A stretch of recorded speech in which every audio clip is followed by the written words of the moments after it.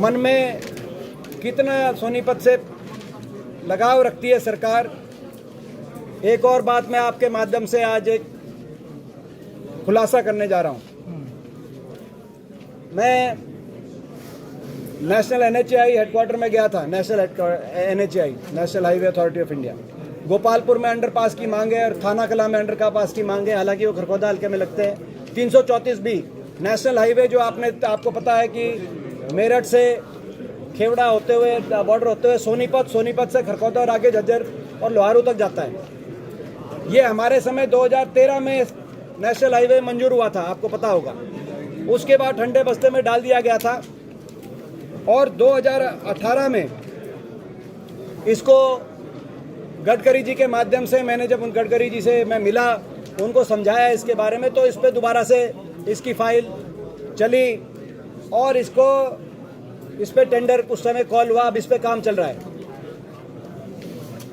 National headquarter से ये नितिन गडकरी जी की ये चिट्ठी और खट्टर साहब की चिट्ठी 2018 में खट्टर साहब ने चिट्ठी लिखी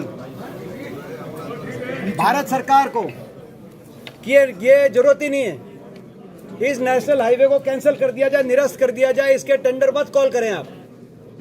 मेरठ सोनीपत खरखोदा नेशनल हाईवे जिससे पूरा सोनीपत का बाईपास बनता है, ये चिट्ठी लिखी मुख्यमंत्री जी ने कि इसको कैंसिल करें, इस पे टेंडर कॉल ना करें, इससे सरकार का पैसा खर्च व्यर्थ जाएगा, इस इलाके को जरूरत नहीं है।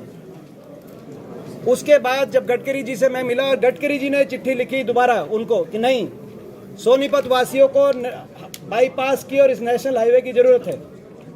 तो जो सरकार जो मंजूर किए, मैं नहीं कह रहा कोई काम नया करो आप, नया नेशनल हाईवे मंजूर किया हुआ नेशनल हाईवे 334B कितना जरूरी है आपको तो खुद पता है।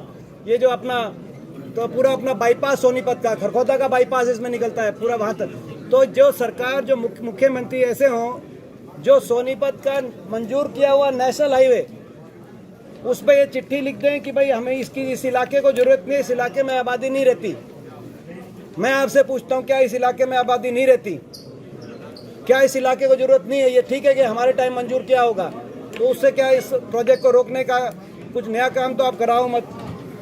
जो मंजूर किए प्रोजेक्ट है उनको आप कैंसिल कराएं और चिट्ठी लिख के कैंसिल कराएं। ये तो वहाँ पे बाई चांस में अंडरपास मंजूर कराने गया था गोपालपुर और थाना कला गाँव का, खरखोदा हल्के के जो अंडरपास बनते हैं। उस समय ये सामने आया कि भाई ये उन्होंने चिट्ठी लिखी और गडकरी जी ने जवाब दिया कि भाई मेरे से जो है सांसद मिले थे और सांसद मिले थे और उन्होंने कहा कि नहीं, इस नेशनल हाईवे की जरूरत है, सोनीपत को बाईपास की जरूरत है।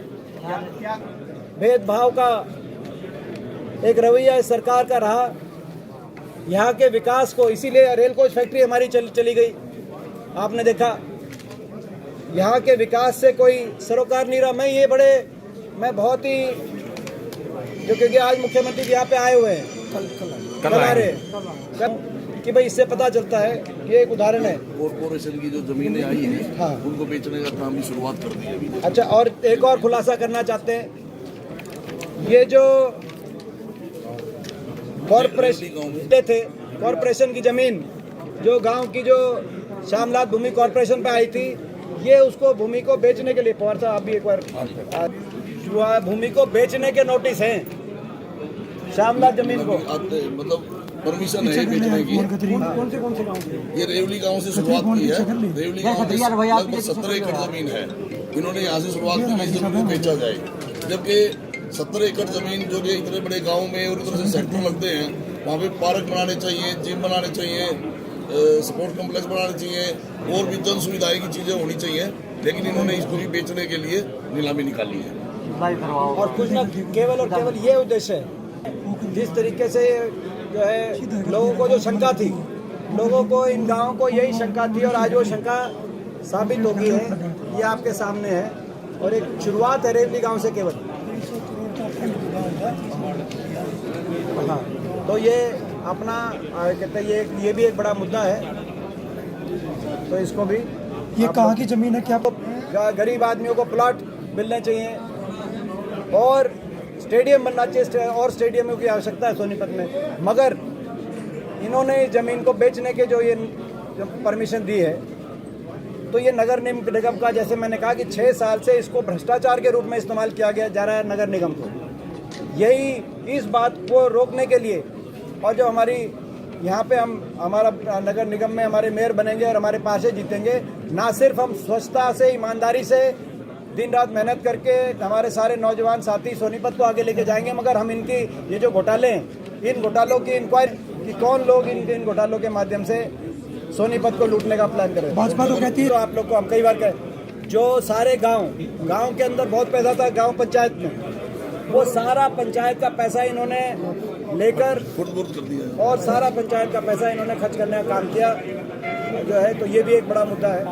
भाजपा की पिछले 6 साल और गांव जुड़े उनके घर सबको कई लाख के हाउस टैक्स के नोटिस